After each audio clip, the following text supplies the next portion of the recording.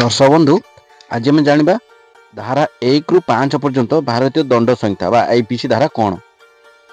ठीक अच्छे। तो प्रथम धारा हूँ धारा नंबर 1 व्यापकता और साम्राज्य। यह भारतीय दंड संहितार साम्राज्य को स्थिर करे। यह सारा भारत भितर लागू हुए। कौटा धारा नंबर 1। ठीक अच्छे। धारा नंबर 2 भारतीय भूमि रे होउथिबा अपराधर दंडन। जो कौन सी अपराध भारत रे घटे से लिप्त व्यक्ति को यही धारा अनुजाई दंड दिया जाए थाए। ठीक अच्छे। धारा 2 गला। धारा 3 भारतीय आईन अनुसार विदेशी अपराधी को दंडन। जदि अपराध भारतीय आईन अनुसार विदेश रे घटे ताहाकू भी भारतीय आईन अनुसार दंड होई पारे। ठीक अच्छे।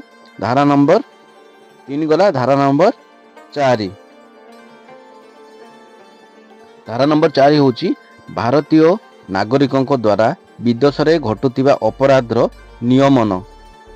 कौन ना जदि कौन सी भारतीय नागरिक विदेश रे अपराध करि थाए ताहार मध्य भारतीय आईन लागू होई थाए। धारा नंबर 4 तापर आसला धारा नंबर 5 विशेष आईन और मार्ग निर्देशक प्रारंभ करिबा। विशेष आईन और मार्ग निर्देश प्रारंभ करिबा। कौन सी विशेष आईन बा नियम जोठारे विशेष व्यवस्था थाए यह भाव में आधारित हो पारे। यही धारा मान भारतीय आईन मौलिक आधार उपरे ख्यात होता है।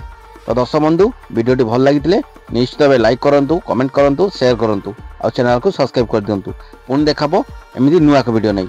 जय जगन्नाथ।